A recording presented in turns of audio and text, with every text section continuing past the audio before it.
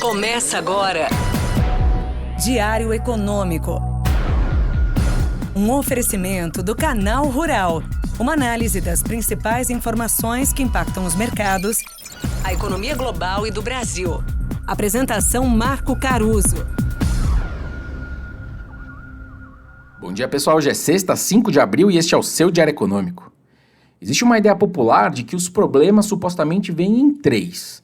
Na verdade, o provérbio muda dependendo da sociedade que você está falando, mas é uma superstição comum mundo afora e muitas vezes gira em torno do número 3.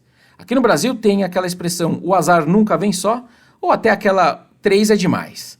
Nos Estados Unidos dizem que coisas ruins acontecem em grupos de 3. E na China e no Japão também tem expressão mais ou menos aí nesse sentido. Pois bem, todo esse preâmbulo é para tentar explicar a virada dos mercados, que tinha uma dinâmica muito boa até certo momento de ontem, pouco depois ali do almoço, mas fecharam com uma cara ruim. Só para dar um número de exemplo, o Ibovespa subiu quase 2% para fechar no 0 a 0.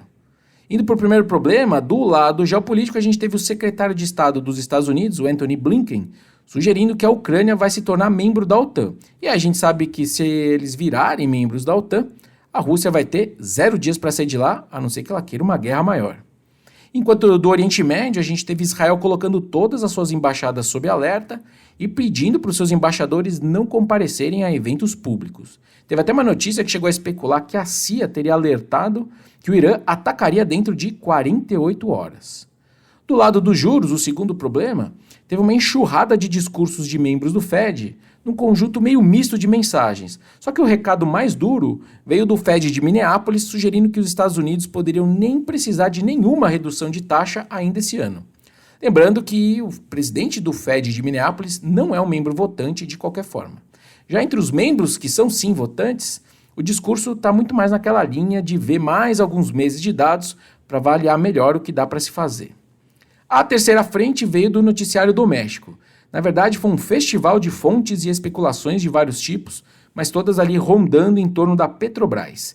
Segundo o Lauro Jardim, do Globo, o Jean Paul Prats, que é o atual presidente da estatal, teria procurado ministros e líderes partidários para tentar se segurar na sua cadeira na presidência. Mas que supostamente a saída dele já é dada como certa pelo Palácio do Planalto. E o nome que surgiu no noticiário para o seu lugar é do Aloysio Mercadante, que hoje comanda o BNDES. Para o lugar do Mercadante tem tanto suposto candidato que não vale a pena comentar. Mas de qualquer forma, em volta dessa tensão da Petro, eu acho que tem pelo menos duas questões. A primeira, que eu acho que é menor talvez agora, é essa pressão que a alta do petróleo sempre causa, e especialmente numa empresa cujo repasse desse custo é limitado pelo seu acionista, certo? O petróleo fez mais uma alta ontem, terceiro dia seguido, e hoje já chega a uma valorização de mais ou menos 20% no ano. A outra foi aquele imbróglio todo mal conduzido na discussão sobre os dividendos e os investimentos da Petrobras. Vocês devem lembrar. O presidente Lula saiu bastante nervoso dessa situação.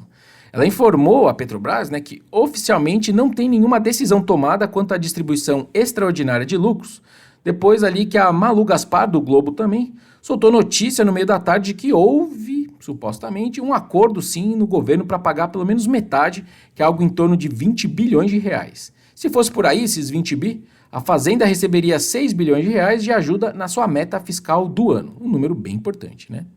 Agora, falando para o dia, os números do mercado de trabalho americano que saem agora de manhã podem se juntar a esses três como o quarto cavalheiro.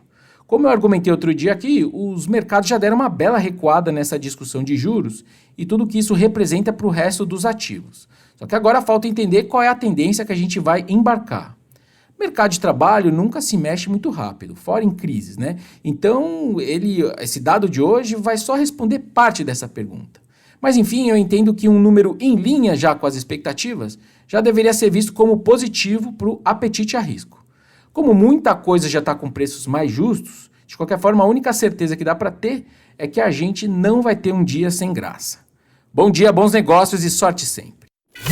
Você ouviu? Diário Econômico. Um oferecimento do Canal Rural. Uma análise das principais informações que impactam os mercados, A economia global e do Brasil. de segunda a sexta, às 6 da manhã, no Spotify e YouTube.